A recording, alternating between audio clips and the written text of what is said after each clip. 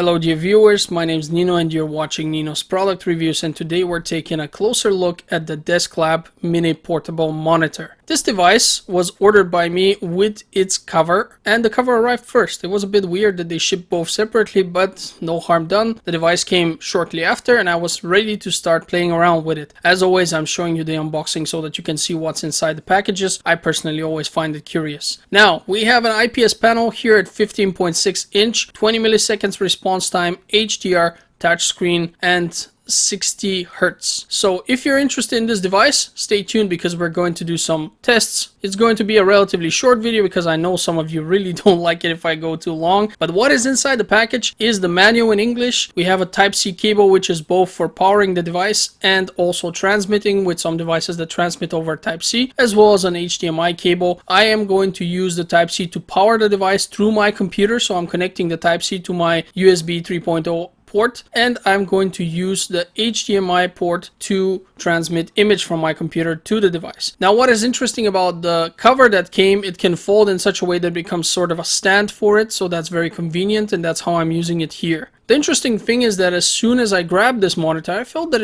it was very well built. It had a good weight to it. While being thin, it has metal on it. It doesn't feel cheap at all, and that's a good sign. And then as soon as I started, the monitor really looks good. I mean, the image on it is nice.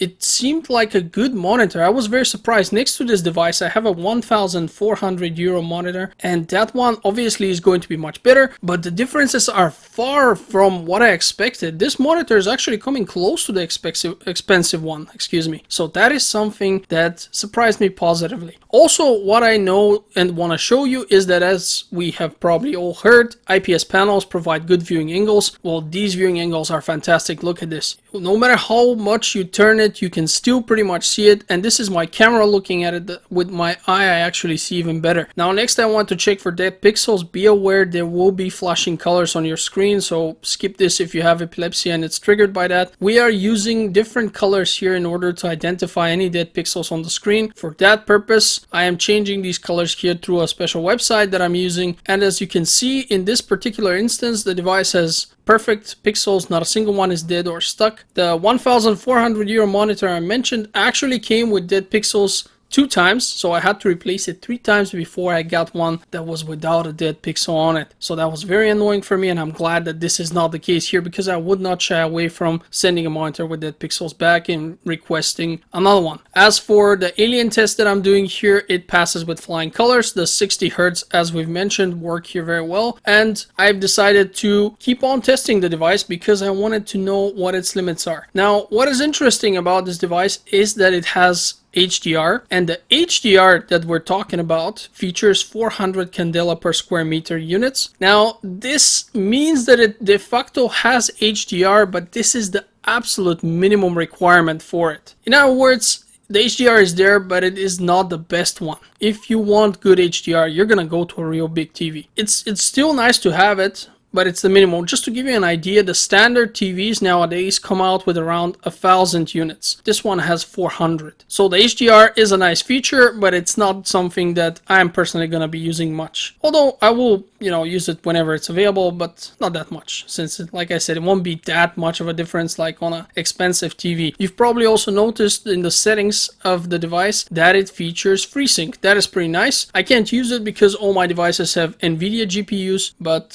for people who have AMD GPUs, they can use FreeSync. Obviously, I could do it as well. There are ways to make it work, but I don't want to bother with it. The device is good enough as it is. And now we're testing some gaming. Obviously, a monitor with a 20 milliseconds response time and only 60 Hertz generally isn't designed for gaming. But I wanted to test it because, as a matter of fact, this is one of the reasons I bought it. I am planning on using this whenever I travel. I could just put a PlayStation 4 in my backpack and this monitor, and we're ready to go. Perhaps a phone charger, which you all always need, because I would use the phone charger to power this device, and it would fit in my backpack. It will work really well. And to be quite honest, when I played this game, you can obviously tell that this is not a 144 Hertz monitor, and that the milliseconds are 20 instead of 1, which would be standard for gaming nowadays. If you're not going to play competitive gaming, this is not gonna bother you, at least not much. I mean, I'm a casual player, and it was absolutely okay. I could play this. I could play this and I could play this okay. So my plan of using this on the go is definitely still on.